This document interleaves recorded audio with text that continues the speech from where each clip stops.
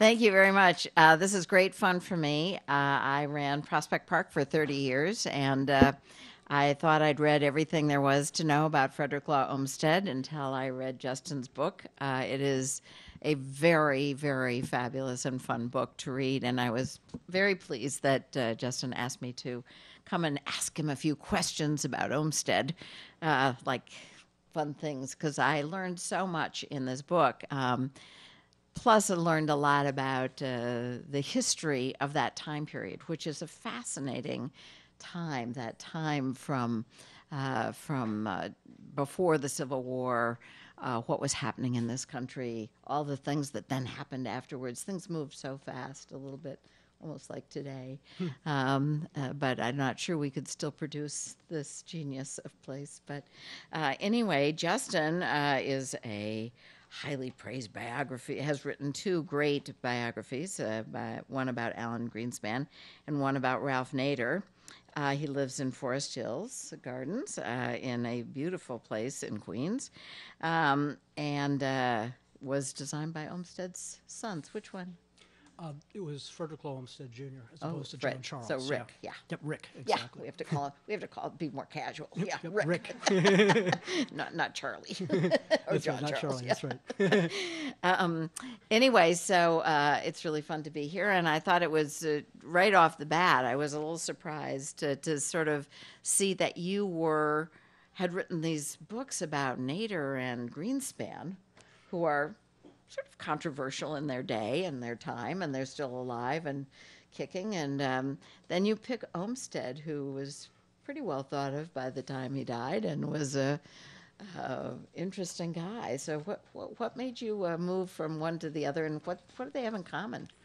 I guess what made me move into Olmsted was just sort of, as a New Yorker, I felt kind of like Central Park when I used to live in Manhattan was sort of my common yard along with so many other New Yorkers. And then over time, I started to get sort of a deeper appreciation for the park. I had a friend who became a tour guide and started giving me lots of tours, and I moved out to Forest Hills Gardens, and I just sort of felt like my next subject was kind of staring me right in the face. And then as far as how it does connect in a strange kind of way to both Greenspan and Nader, and that is, I really like subjects that do a whole bunch of things and do at least several things very well. And in the case of Greenspan, he was a professional jazz musician. Mm-hmm. He was also part of Ayn Rand's inner circle before he became Fed chairman. In the case of Ralph Nader, he was a writer with Unsafe at Any Speed. He was a lawyer. He was a consumer advocate, and then he was a fly in the ointment many times presidential candidate. So he was also an example of this. And so I like that kind of book. And Olmstead, of course, was, I guess, sort of the ultimate figure in that regard. Just he did so many things, and several of them very, very well. Yeah. So, yeah. Yeah, I think that's the thing that comes out so well in your book. Olmstead has always been called like an urban planner, a landscape architect, but all of the other things, maybe you could talk a little bit about some of the great things he excelled in over those years and didn't even turn to landscape architecture until, well, maybe 35, but maybe 40, depending on... No, so true. I mean, Central Park was his very first landscape architecture project, but of course, at that point, the very profession that he and his partner Vox pioneered was so questionable that there would be any opportunity to pursue it that he actually had another sort of two actual deviations from there. He actually headed up Central Park. The construction of Central Park was interrupted by the Civil War, and it was pretty far along. But at that point, Olmstead went off.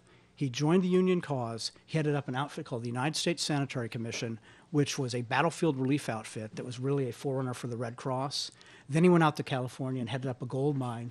And then you asked earlier about various things he did. He was a sailor, a farmer, a surveyor. Those were all sort of scattershot, not professions he really caught into exactly, but he was also a really, really notable journalist for the first incarnation of the New York Times. He actually also helped co-found The Nation magazine. So he had whole other careers besides landscape architecture, and some of which, such as, say, the journalism, had he not gone into landscape architecture, he would be a footnote at least, and more in some circles for his journalistic work. Mm-hmm. Mm-hmm. And he was an abolitionist, a social reformer.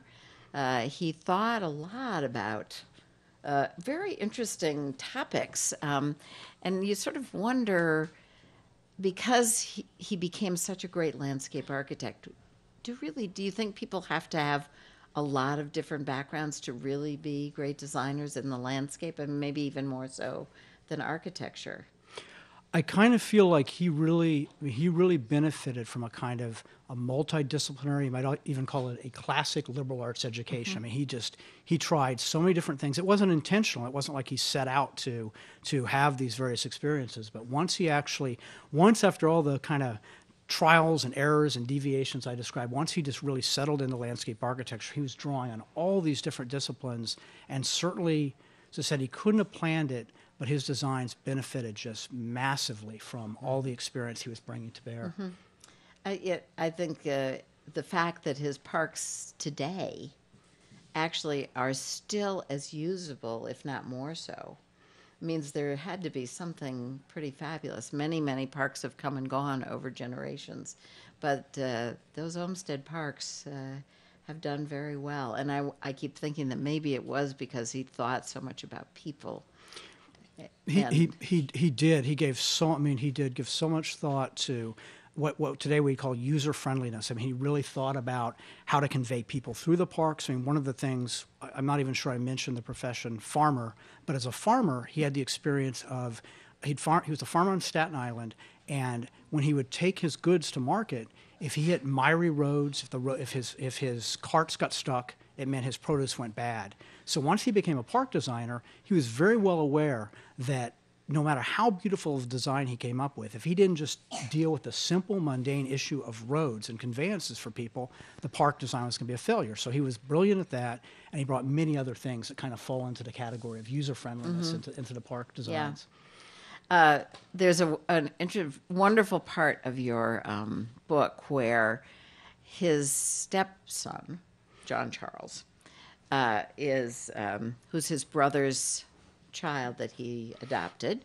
So it's a very complicated life. This man who worked all the time was a very complicated guy. But anyway, John Charles has been sent off to Europe to, what was it you called it? It was called the Wonder Year. Some people call it that. Yeah. I called it more like the Wander Year. the Wonder Year is the right way to term it. Yeah. Yeah. So that meant you went off to Europe and you looked at everything and you studied it and you thought about it, and he sent him with this huge list of things and how you look at something.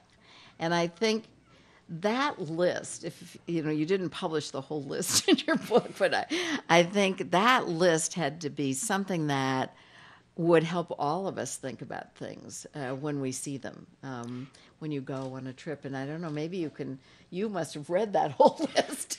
Yeah, that list it's just a crazy long list. It says something like, look at and commit to memory the following, and it says all cupolas, fences, et cetera, et cetera. It lists a huge, we're talking a sequence of probably 50 or 60 different types of architectural features that he demands that his poor stepson, John Charles, and Olmsted was really, he was a tough father. He'd be a tough person to have as a father. So he tells poor John Charles that when he goes to Europe, that he needs to make sure and absorb all this stuff.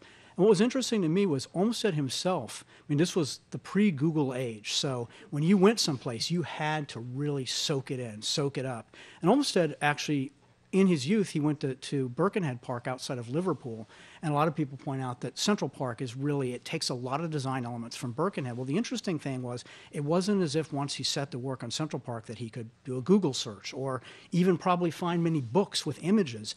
He really drew on his own just vivid memories, because he had a sense very different than we have today, that when you visit a place, you have to just soak it up, particularly once he became an actual landscape architect. Then he'd visit places and he would just hungrily absorb everything he could, and then he would apply those ideas in the parks. He expected nothing less from his poor sons, Rick and John Charles. And the letter to Rick is, it's detailed and it's demented. As I said, it goes on for many paragraphs, a huge number of architectural terms that poor John Charles was supposed to observe. And also, I think it ends with the suggestion that upon returning to the United States, he should be prepared to give full reports provide drawings, etc. So it's poor guy. But on the other hand, he was trying very hard. I think he felt that Rick, who came along much later, his own son, was more